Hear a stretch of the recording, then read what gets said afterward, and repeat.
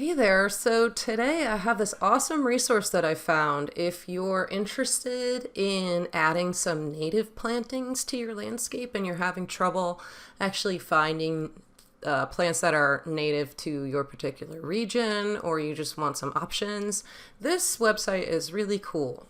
So let me get into it. My name is Amy. I'm from prettypurpledoor.com, and I help home gardeners create landscapes that are uniquely you. And one of those unique things about your landscape, I think, is the native plants in your area. Now, natives are great for a lot of reasons, and the biggest one is that it helps the local wildlife and the ecosystem in your area. But the second thing is that anything that's native to your particular area is also going to be really easy to grow, and it's already suited for the conditions that you have. So let's get into this website, and I'll just show you a little bit about how it works.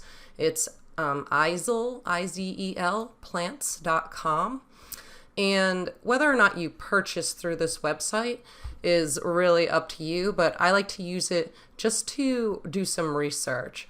So if you go into any of these sections, say all plants, it'll start to give you these filtered features, and I think it's really cool that you can do this. So they have this section called Native To, and you can click Show More to see all of the available areas, and I'm in Pennsylvania, so I'm just going to check that.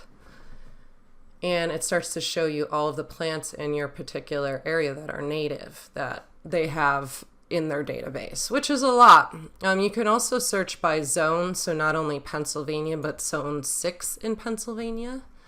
And you'll see here that I have 254 results. Even furthermore, you can search by light requirements. You can do the type of moisture, the type of soil, whether it's acidic or alkaline, the height of the plant, the month that it blooms in, the color that it blooms in. There's all sorts of really, really cool options here. So I would definitely encourage you to play around with this.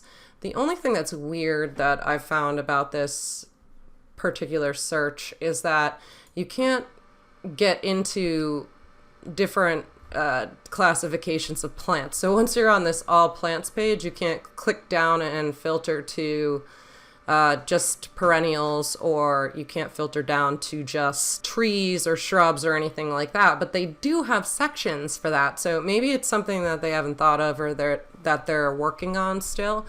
But if you do want to just find a particular type of plant, like for example trees and shrubs, you'd have to click into that section first. But once you're in there, you can do the same thing, slide down to, I'm going to do PA again, and you'll see now that I really only have 21 items in this list. So it does narrow it down quite a bit.